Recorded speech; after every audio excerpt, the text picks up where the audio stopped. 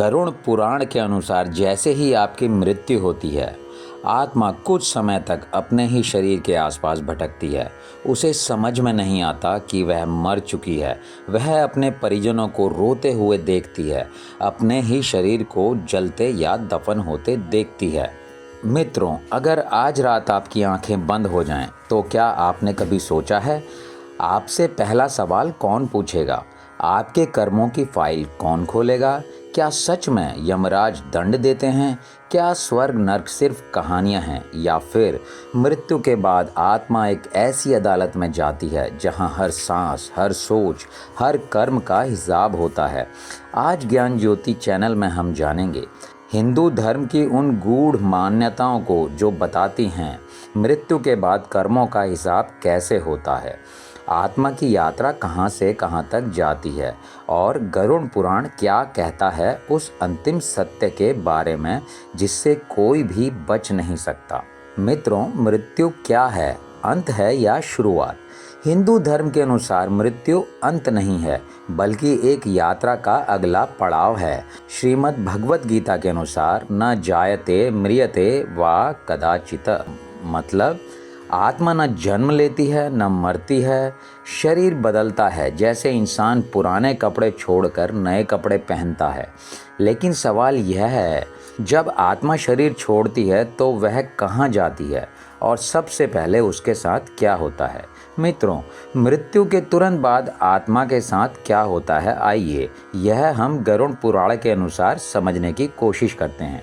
जैसे ही प्राण शरीर छोड़ते हैं, आत्मा कुछ समय तक अपने ही शरीर के आसपास भटकती है। उसे समझ नहीं आता कि वह मर चुकी है। वह अपने परिजनों को रोते और बिलखते हुए देखती है, अपने ही शरीर को जलते या दफन होते हुए देखती है। लेकिन सबसे चौंकाने वाली बात यह है, आत्मा उस समय बोल नहीं सकती, छू नहीं सकती, सिर्फ देख और महसूस कर सकती है। यही कारण है कि हिंदू धर्म में 13वीं पिंडदान और श्राद्ध का इतना महत्व है। यमदूतों का आगमन, क्या वे डरावने होते हैं? बहुत लोग सोचते हैं यमदूत मतलब डर, यातना और भयानक चेहरे, लेकिन हिंदू मान्यता कुछ और ही बात कहती है। जिनके कर्म अच्छे होते हैं उनके लिए यमदूत एक मार्गदर्शक बनकर आते हैं। जिनके कर्म पापपूर्ण होते हैं उनके लिए वही यमदूत भय का रूप धारण कर लेते हैं। असल में यमदूत आपके कर्मों का प्रतिबिंब होते हैं। यमराज की अदालत कर्मों का न्यायालय होती है। जब आत्मा को ले जाया जाता है यमलोक में, यह कोई आग धुआं वाला डरावना स्थान नहीं, बल्कि एक दिव्य न्यायालय है जहां विराजमान होते हैं धर्मराज यम, चित्रगुप्त, जो कि कर्मों के लेखाकार होते हैं, यानी कि हमारे कर्मों का हिसाब किताब देखते हैं। अब आपके दिमाग में सवाल आया होगा, आखिर चित्रगुप्त करते क्या हैं?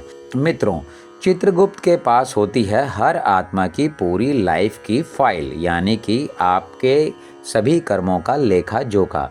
जन्म से मृत्यु तक हर कर्म, हर विचार, हर भावना, हर इरादा, यहाँ कोई झूठ नहीं चलता। आपने जो किया ही नहीं वह लिखा नहीं होता, और जो किया है वह छुपा नहीं रह सकता।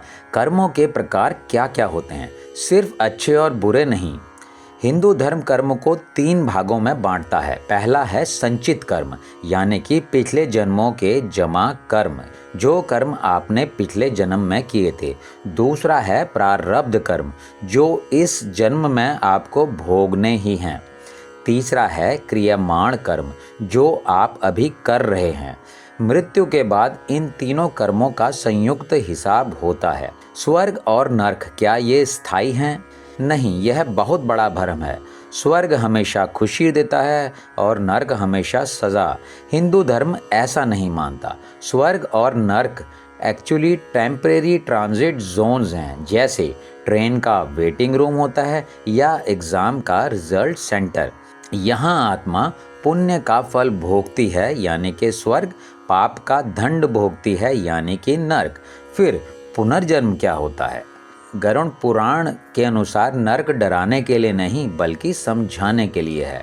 गरुड़ पुराण में 28 प्रमुख नरकों का वर्णन है।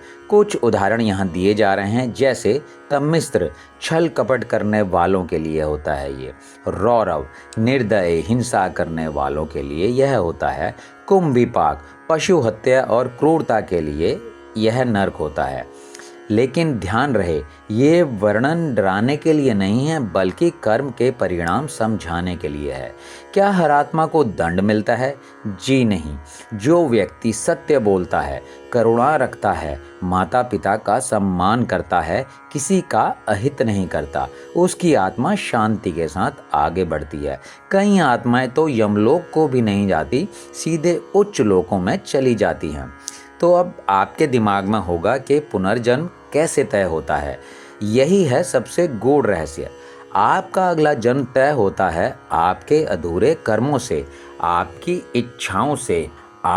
इच्छाओं से, आपके संस्कारों से। इसलिए कोई अमीर पैदा होता है, कोई गरीब पैदा होता है, कोई सुंदर तो कोई रोगी, या किसी के साथ कुछ, किसी के साथ कुछ।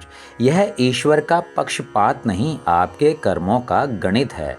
श्राद्ध पिंडदान क्यों जरूरी है?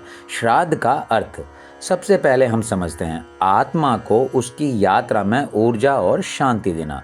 गरुड़ पुराण के अनुसार सही विधि से किया गया श्राद्ध आत्मा के कष्ट कम करता है, पितरों को तृप्ति देता है। इसलिए इसे अंधविश्वास नहीं, कर्तव्य कहा गया है। इस जीवन का सबसे बड़ा सत्य। अंत में सिर्फ एक बात, ना पैसा साथ जाता है, ना रिश्ते, और ना ही नाम, यश या पद। आपके साथ जाता है तो सिर्फ आपके कर्म, आपकी भावनाएं और आपका सत्य। तो दोस्तों, निष्कर्ष यह है, आज नहीं सुधरे तो कब सुधरोगे?